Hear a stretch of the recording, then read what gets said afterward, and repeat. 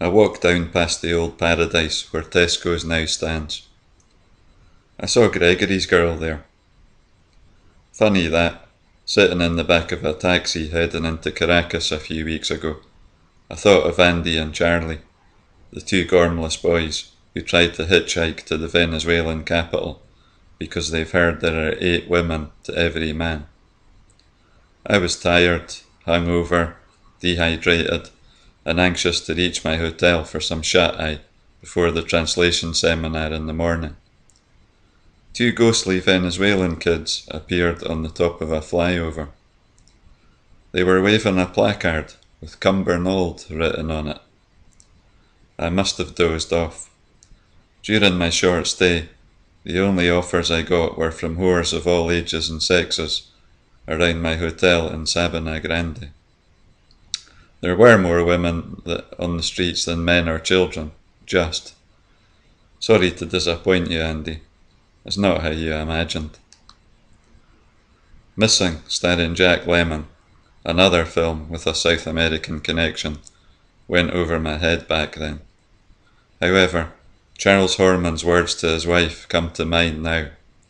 Don't worry, they can't hurt us, we're Americans.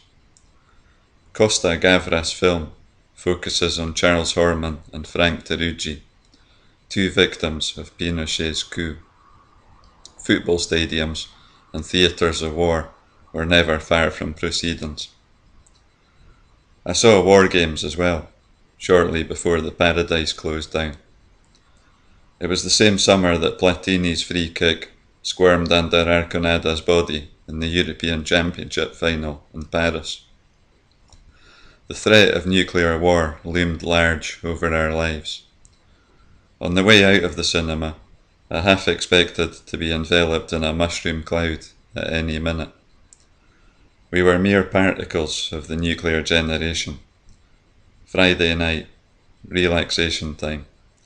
People escaped into cinemas, pubs and leisure centres.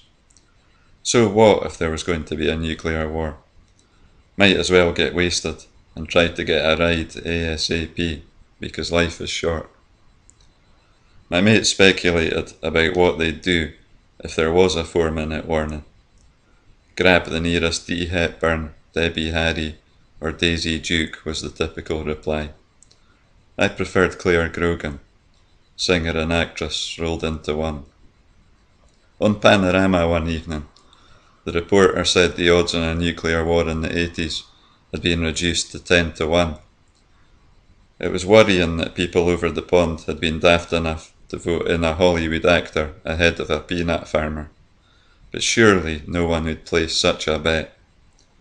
How would you collect your winnings if we were all reduced to atomic dust? Perhaps the money would serve as consolation if you were fortunate enough to survive, along with your local bookie.